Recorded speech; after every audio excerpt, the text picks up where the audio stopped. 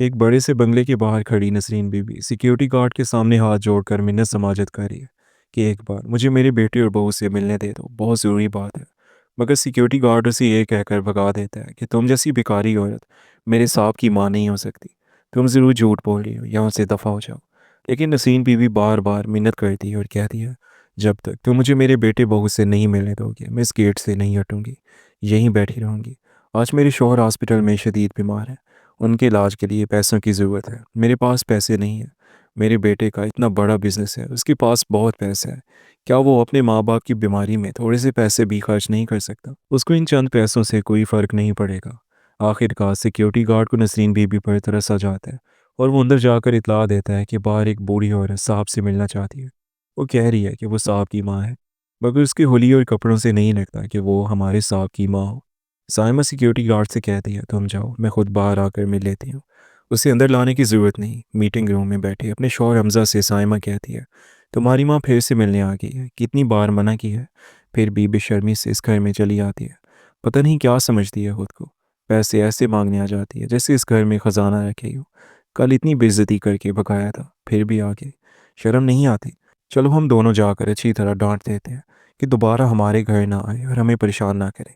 हमज़ा और साइमा बाहर दरवाजे के पास आते हैं। अपने बेटे बहू को आता देखकर नसीन बीबी उम्मीद भरी नज़रों से उनकी तरफ देखती है कि शायद आज वो मेरी मदद करेंगे। नसीन बीबी हाथ जोड़ कर कहती है, बेटा तुम आ गए, बहुत अच्छा किया। तुम्हारे अबू की तबीयत बहुत ख़राब है, 4 दिन से हॉस्पिटल में दाखिल है। मैं 4 दिन से यहाँ आ रही हूँ, मगर तुम मिलते ही नहीं थे। सिर्फ बहू मिलती थी, वो मना कर देती थी। बेटा तुम्हारे बाप के इलाज के लिए पैसों की अशद ज़रूरत है, मुझे कुछ पैसे दे दो। हमज़ा गुस्से से कहता है, ओ बुढ़िया, यहाँ से निकल जा, कोई पैसा नहीं मिलेगा। हम पहले ही तुम पर बहुत पैसा खर्च कर चुके हैं। 4 दिन पहले भी आई थी, तब भी पैसे मांगे थे। मैंने तुम्हें पैसे दिए थे ना, अब इससे ज़्यादा नहीं मिलेंगे, इस घर से निकल जाओ। नसरीन बीबी रोते हुए कहती है, बेटा जो पैसे तुमने दिए थे इससे तो तुम्हारे अबू की 2 दिन की दवाएं भी नहीं आई। मेरे पास इतने पैसे नहीं कि मैं इलाज और दवाओं का खर्चा उठा सकूं। बेटा अपने बाप के बारे में कुछ तो सोचो, आखिर वो तुम्हारे वालिद हैं। हमज़ा कहता है, अम्मी मुझसे ये फजूल बातें मत किया करो और मुझे जज्बाती ब्लैकमेल करने की कोशिश मत करो। मुझे सब समझ आता है, मैं इतनी आसानी से तुम्हारी बातों में नहीं आने वाला, और आइंदा इस घर में कभी मत आना। अपने बेटे बहू की बातें सुनकर नसीन बीबी बिल्कुल टूट जाती है।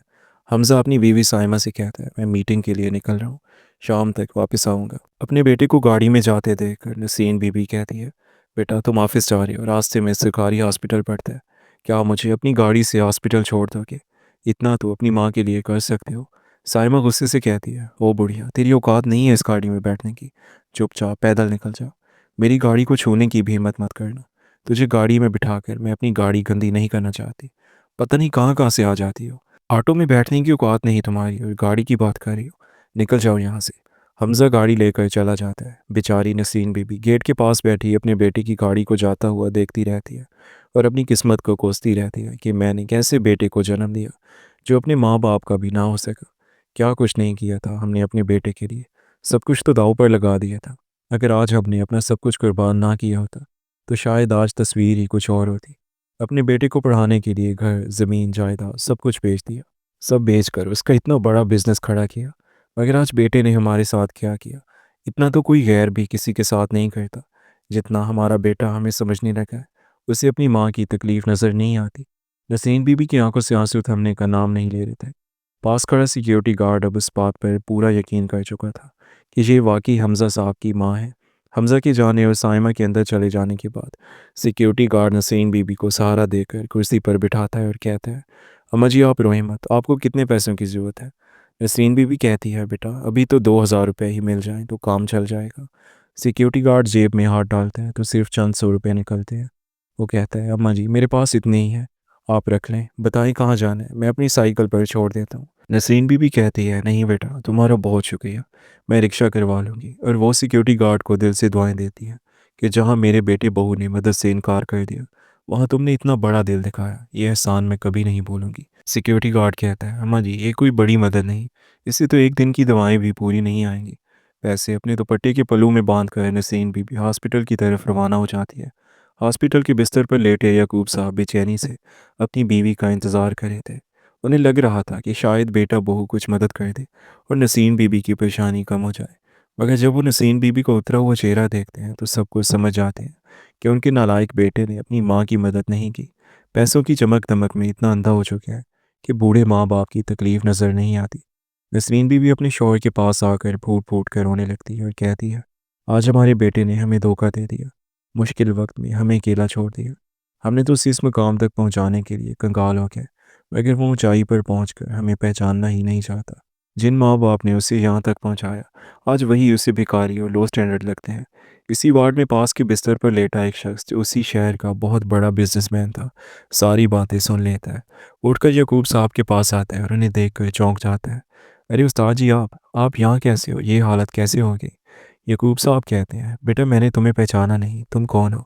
वो कहता है, उस्ताद जी मैं आपके पास ट्यूशन पढ़ने आता था। यकूब साहब याद करने की कोशिश करते हैं, फिर कहते हैं, हाँ हाँ याद आया, मलिक साहब के बेटे जिनके कपड़ों का बहुत बड़ा कारोबार है। तुम फैसल हो ना? जी उस्ताद जी मैं वही हूँ। मगर मुझे समझ नहीं आ रही कि आपकी ये हालत कैसे हो गई। मैंने सब सुन लिया है, अब आप फिक्र ना करें। इलाज पर जितना भी खर्चा आएगा मैं सब बर्दाश्त करूँगा और आपको बिल्कुल ठीक करवा के घर ले जाऊँगा। फैसल यकूब साहब के इलाज, दवाओं और खाने पीने का पूरा इंतज़ाम कर देता है। नसीन बीबी से कहता है, अम्मा जी आप मेरे घर हैं, यहाँ मैं उस्ताद जी को संभाल लूँगा। मैं देख रहा हूँ आप कितने दिनों से भाग दौड़ कर रही हैं, कहीं आप भी बीमार न पड़ जाएं। मेरे घर में मेरी बीवी, बच्चे और मेरे वालिदैन हैं। 2 दिन में उस्ताद जी को लेकर घर आ जाऊँगा।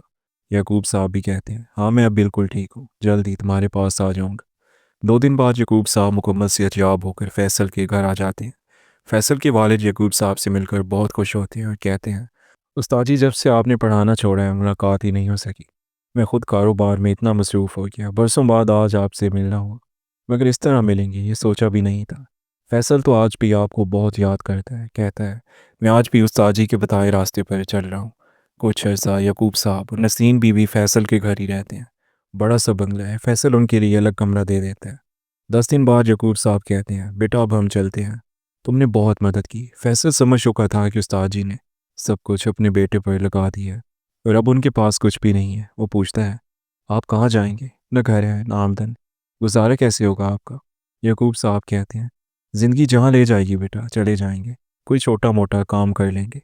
फैसल कहता है, नहीं उस्ताद जी आप कहीं नहीं जाएंगे, मैंने आपके लिए सोचा है, आप यहीं हमारे पास रहेंगे। मेरे वालिद को एक ईमानदार और समझदार आदमी की ज़रूरत है जो हिसाब किताब संभाले, आपसे बेहतर कोई नहीं। याकूब साहब अपनी बीवी की तरफ देखते हैं। नसीन बीवी कहती है, यही बेहतर है, कम अज़ कम मेहनत की कमाई होगी और रहने का मसला भी नहीं होगा। याकूब साहब फैसल के वालिद के साथ दुकान पर बैठकर हिसाब किताब संभाल लेते हैं।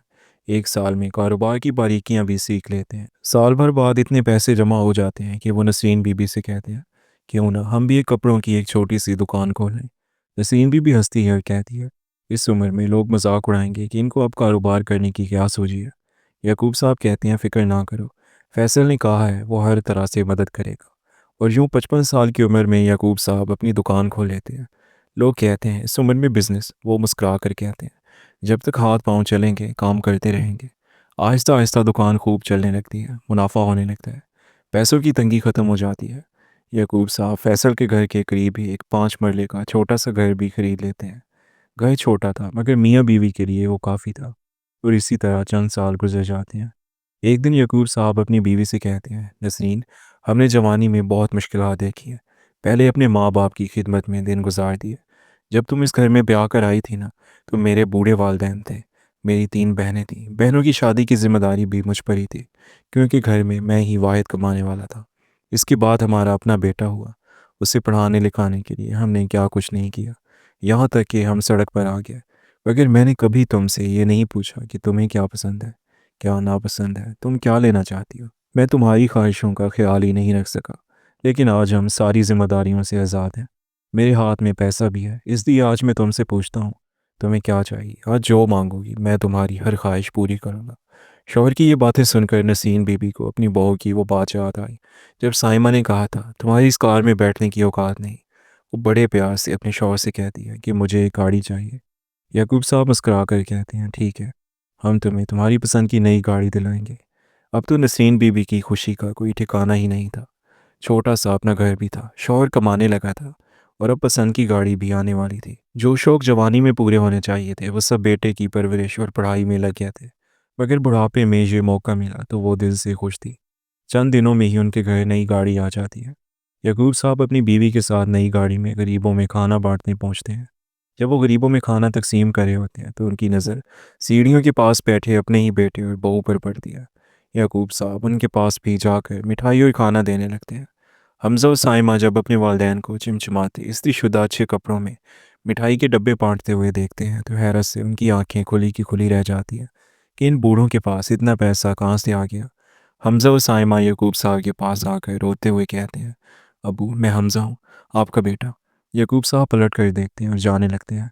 हमज़ा आगे बढ़कर अपने बाप के पाँव पकड़ देता है और कहता है, अबू मेरी बात तो सुन लीजिए। साइमा नसीन बीबी के पास जाकर उनका हाथ पकड़ती है और कहती है, अम्मा जी हमारे बिज़नेस में बहुत नुकसान हो गया है। नुकसान पूरा करने के लिए हमने अपना घर भी बेच दिया है। बैंक से बहुत ज़्यादा कर्ज दिया था जो अब अदा नहीं हो पा रहा। सर पर कर्ज चढ़ गया है। बैंक वाले रोज़ फ़ोन करते हैं। घर में अब कुछ भी नहीं बचा। मेरे ज़ेवर तक हमज़ा ने बेच दिए हैं। अम्मा जी कुछ मदद कर दीजिए प्लीज़। ये कहकर वो दोनों फूट फूट कर रोने लगते हैं। बहू बेटे को देखकर नसीन बीबी की आंखों में गुस्सा और दर्द उतर आता है। उन्हें वो दिन याद आ जाता है जब वो अपने बेटे के सामने भिखारी बनकर चंद पैसों के लिए हाथ फैला रही थी कि तुम्हारे अब्बू हॉस्पिटल में ज़िंदगी और मौत की जंग लड़ रहे हैं। मगर उस वक्त उनके बेटे और बहू ने उन्हें खाली हाथ लौटा दिया था। यकूब साहब बहू बेटे की बातों को नज़रअंदाज करते हुए अपनी बीवी का हाथ पकड़ते हैं और सीढ़ियाँ उतर कर गाड़ी के पास आ जाते हैं। हमज़ा और साइमा दौड़ कर उनके कदमों में गिर जाते हैं। हमें माफ़ कर दो अब्बू, मुझसे बहुत बड़ी गलती हो गई थी। मैं पैसों की चमक में आप दोनों को भूल गया था। मगर अब ऐसा नहीं होगा, मैं वादा करता हूँ। एक बार मेरी मदद कर दें। यकूब साहब एक बात भी नहीं सुनते और गाड़ी का दरवाज़ा खोलते हुए कहते हैं, नसीन गाड़ी में बैठो। अल्लाह के करम से आज हमारी औकात गाड़ी में बैठने की हो गई है। आओ हम अपनी गाड़ी में बैठकर अपने घर चलते हैं।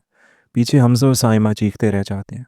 वगैरह पछतावे के सिवा उनके पास कुछ भी नहीं था, क्योंकि जैसा इंसान करता है वैसा ही भुगतता है। यही दुनिया का उसूल है।